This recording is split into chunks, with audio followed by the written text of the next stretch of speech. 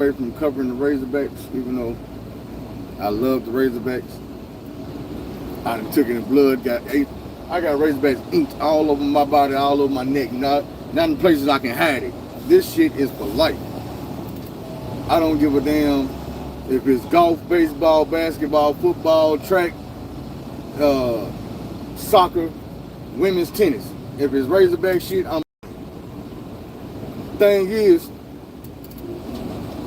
all year I've been biting my tongue and I don't want to make it seem like I was predicting nothing, because I wasn't. But every basketball game I watched, I was like, man, Musselman is a better coach than this.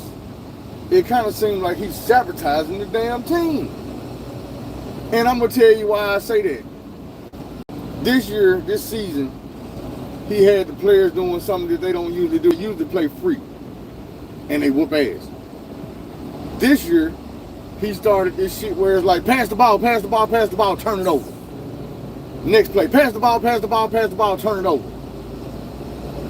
I ain't looked at no statistics, but I'm pretty sure we probably doubled any year we've ever had in basketball turnovers this season. I watched Khalif Battle killing it.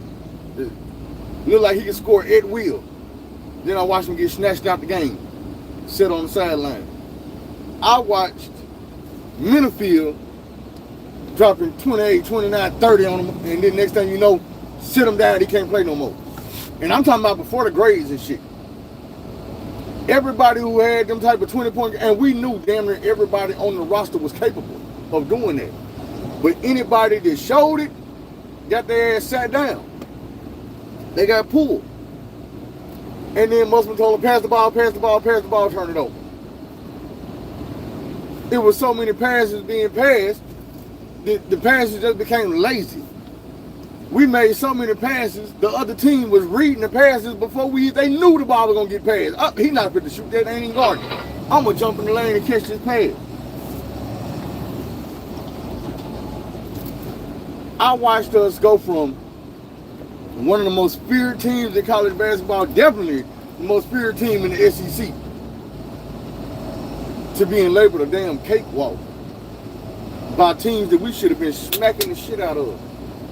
South Carolina, every time they played us, told us to our face what they was gonna do to us and why and how they was gonna do it. They did it so bad that the announcers talked about the shit during the game. Like, how do you sit there in the first half and the announcers are like, man, South Carolina players like this too easy. We gonna do them like this, and then they come out in the second half and continue to do it. And then the same team does the same thing the next time you play them, and I'm like, literally does this. It's not a thing where it's like, no, they just talking shit. No, they did it. They beat our ass. And it's not like we didn't have the talent. Every game you can see we had the talent. Them dudes did what they did every year. As Razorbacks, they fought and they clawed and they made their presence known. Only thing is, any other year in the second half, you'll see a different team. Musselman would go in and he would adjust.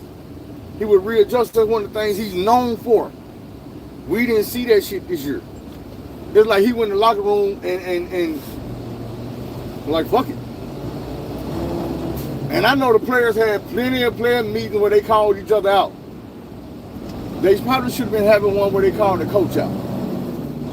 And y'all can say, oh, I'm just saying this shit because dude left.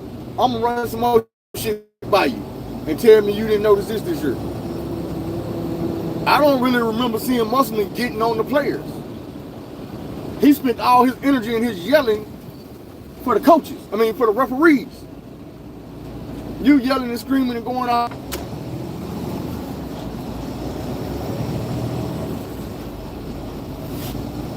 Yeah, so I just feel like he knew beyond a shadow of a doubt what he was going to do.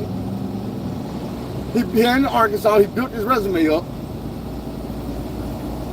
so he could demand the type of money he wanted, and then he fixed it to where he could get the hell on out of here. I don't know if he thought that we was just everybody was going to turn on like, man, go on, get up. No, we still wanted you here, bro. Because we knew the coaching level that you bring with you. Are you the only one to do that? No.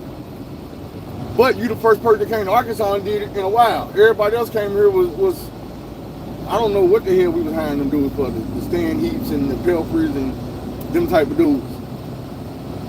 I feel like we hired Stan Heap because he was black. That would have been the perfect time for us to hire Mike Anderson, but he was so connected to Nolan Richardson that the University of Arkansas just let him go. Like, man, fuck it, we'll find somebody else. And then they went and got Stan Heap, which was damn putting a Band-Aid on a bullet wound. John Pelfrey was, I understand he had some promise as a assistant. That shit never panned out.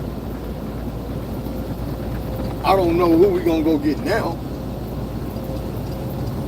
I know a lot of people are saying Chris Beard, and other people are saying Ronnie Brewer.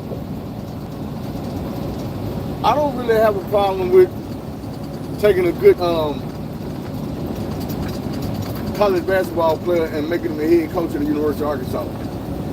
I'm not gonna just jump in there and say Ronnie Brewer. I don't got nothing against dude. I know some of his family members. They some cool people. I know majority of the world, the people who can't get their shit together, hate LeBron James. No, I'm not saying make him the coach.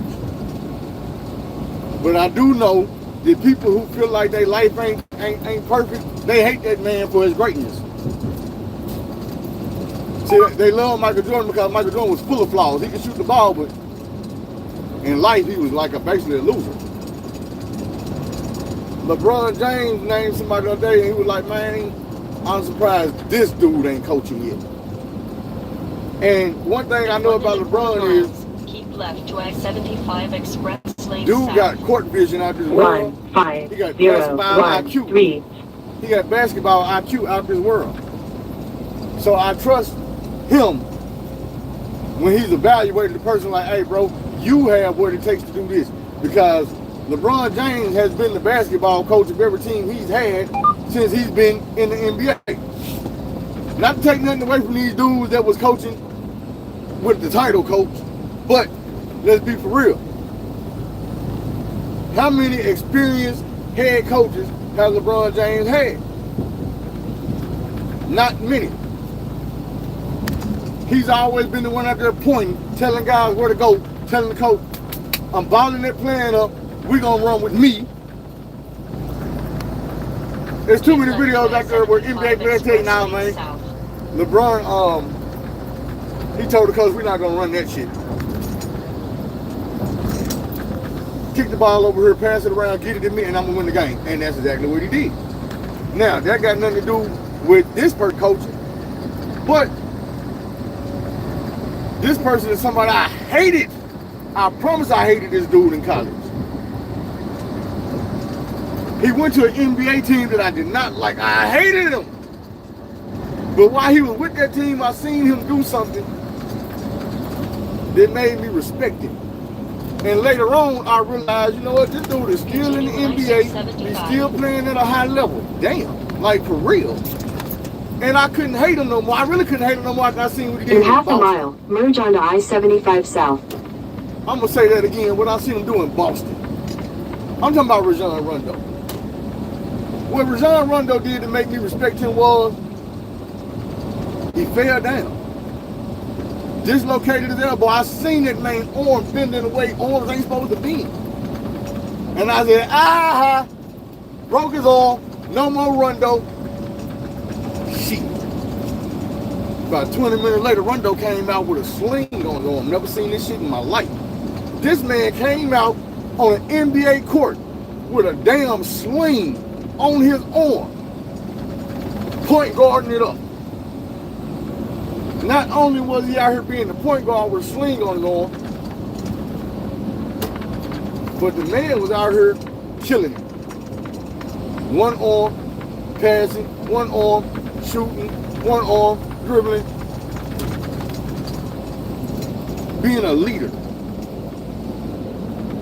Musselman had one bad year, whether he caused it or it was just a fluke bad year. Before that year was over, he checked out, tucked his tail and ran. I'm gonna tell you how I know he checked out.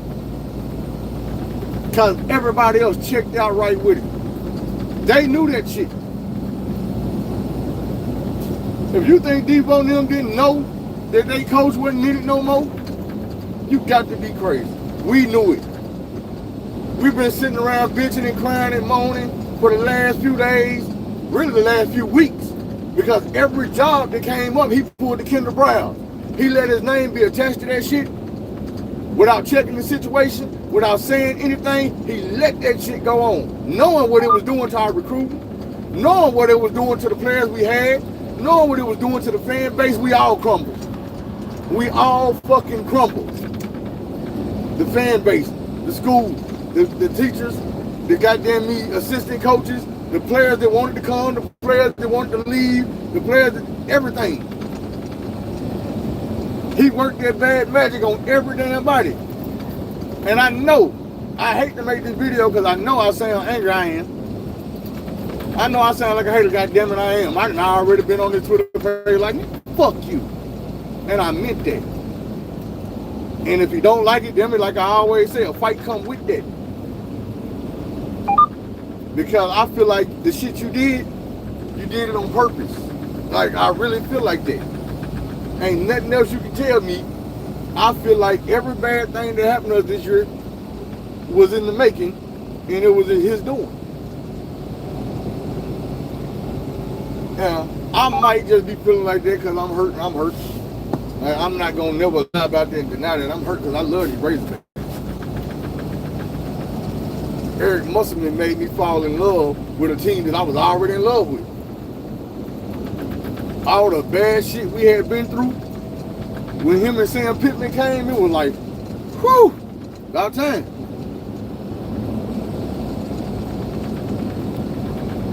I did a live earlier talking to my regular crowd. And in mid-live, I seen a female walking by. I'm in Atlanta, Georgia right now. I seen a female walking by with a USC sweatshirt on. And I said, oh my God. I am way on the East Coast.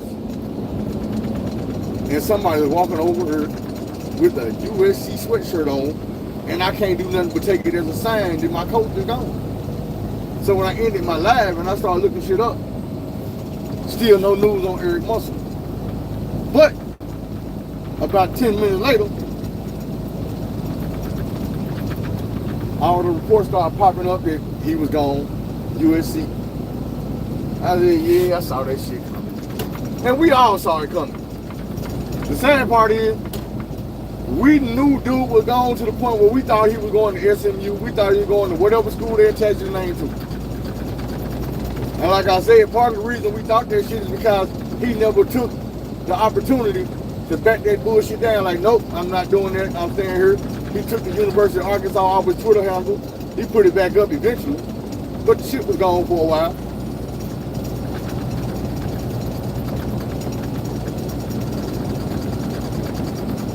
I was at a point where I was like, man, just let us keep all our bees. I knew the coach was gone weeks ago. I just said, let us keep all our bees. Our bees was Blocker, Battle, Brazil. I wanted to keep them. And Bay Fall. I wanted to keep Bay Fall. We kept two of them. I don't know who the coach is going to be next, and can he reel some of them dudes back in where he gonna get out the portal? I don't know. If I wasn't such a diehard fan, like if I was a wishy-washy fan, next year would probably already be washed out. And that's the sad part about it is a diehard fan like that, I can't imagine how recruits feel. Especially recruits outside the state of Arkansas that didn't grow up Razorback fans. Like, bro, you made our most die-hard Razorback player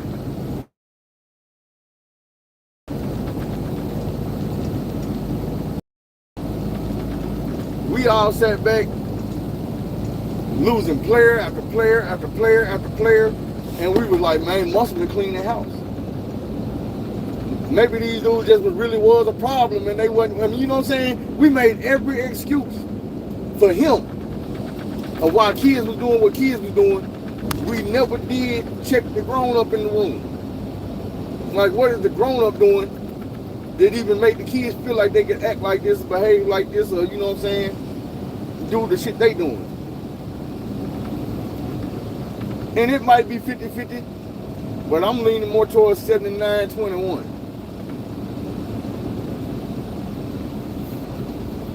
I say that because we wasn't having no players getting kicked off the team. We wasn't having players go to jail, all in the news for the wrong reasons. Yeah, Devo left for a while, came back, but all the speculation around that was either bullshit or just his business, not ours. It wasn't nothing to the point where we all knew about it because it wasn't nothing that we all needed to know. Simple and plain.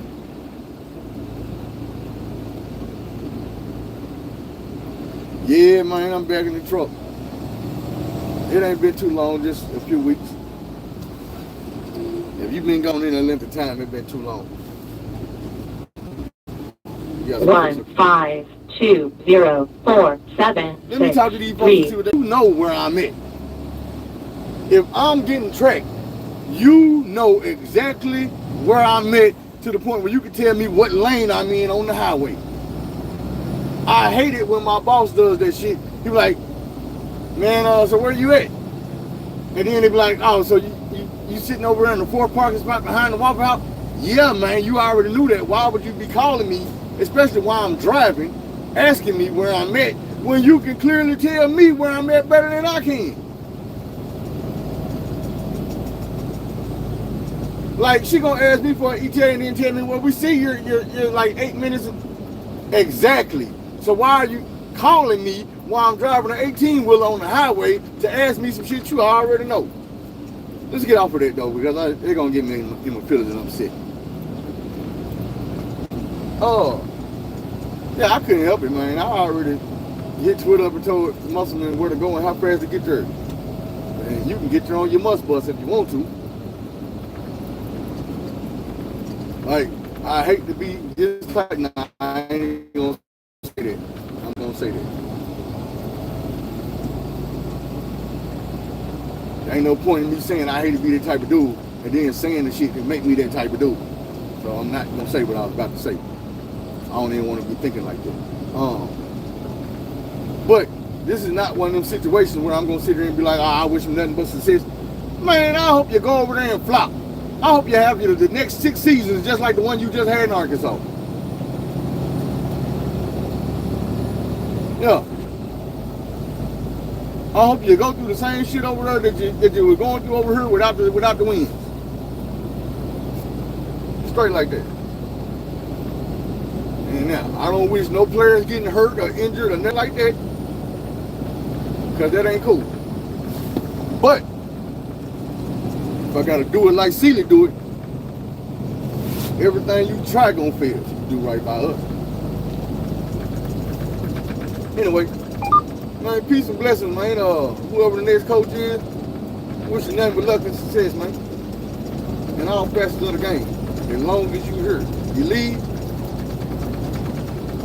you know what it is with me. Anyway, man, I'm gonna cut this off and get back to focusing on this road. Woo pig. 1¼ miles. Take exit 216 on the right to Georgia 155, then turn left.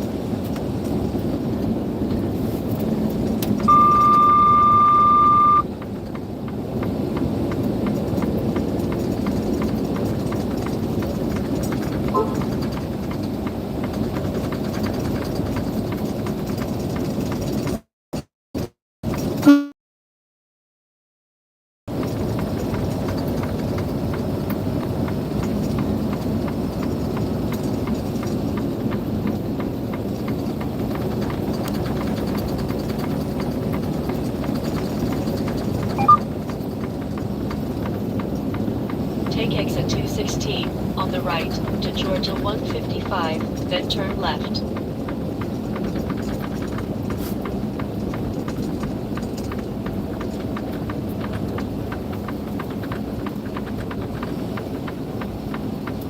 Oh, I'm not sure.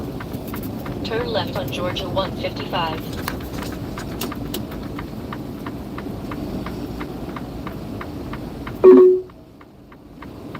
In 1,000 feet, use the left lane to take the ramp to McDonough.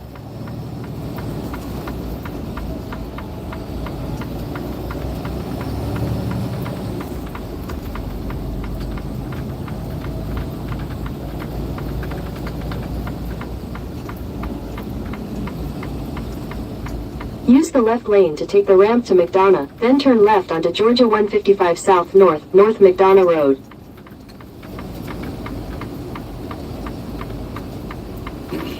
At the light, turn left onto Georgia 155 South North McDonough Road.